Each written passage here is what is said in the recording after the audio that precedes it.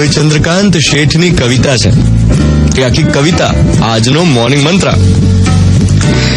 તારી તે હોડીને મારા હલેસા છે, દરિયો તે આપણા બેનો. તારી તે હોડીને મારા હલેસા છે, દરિયો તે આપણા બેનો.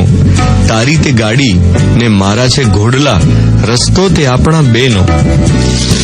તારી તે વાટ અને મારું છે તેલ મહી, જ્યોતિ તે આપણા બેની. તારું છે ફૂલ અને મારું પતંગિયું, મધુરપ તે આપણા બેની. હું નાનો હતો ત્યારથી સાંભળું છું, વાંચું છું કે આજકાલ ડિવોર્સની સંખ્યા વધતી જાય છે. હું જયારે નાનો હતો ત્યારે લોકો આવી જ વાતો કરતા. સોશિયલી કોઈ મેરેજમાં ભેગા થયા હોય કે ઘરે મહેમાનો આવે, એમાં ક્યાંક ને ક્યાંક કોઈ આવી વાત કાઢી જ હોય, જેવી અત્યારે કરતા હોય કે છૂટાછેડા છે ને આજકાલ બહુ વધી ગયા છે. જો આ કવિતા સમજાઈ જાય તો ડિવોર્સ સુધી વાત જાય જ નહીં. તારી તે હોડીને મારા હલેસા, દરિયો તે આપણા બેનો.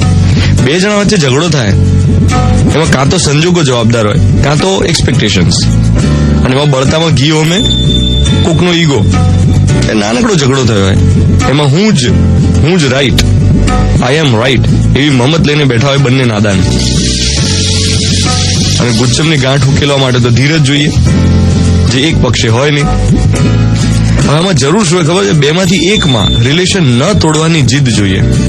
એક જણ એવું હોવું જોઈએ એમ કે ના આવે, એમાં શું છે, જરાક જતું કરે ને તો વાંધો ના આવે. એટલા માટે આજની કવિતા એ મોર્નિંગ મંત્ર કે તારી તે વાટ અને મારું છે તેલ મહી, જ્યોતિ તે આપણા બે ની. તારું છે ફૂલ અને મારું પતંગિયું, પણ મધુરપ તે આપણા બે ની.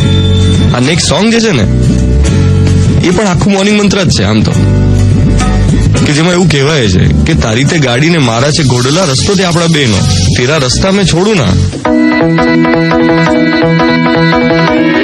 રેડિયો મિર્ચી 98.3 FM 7:10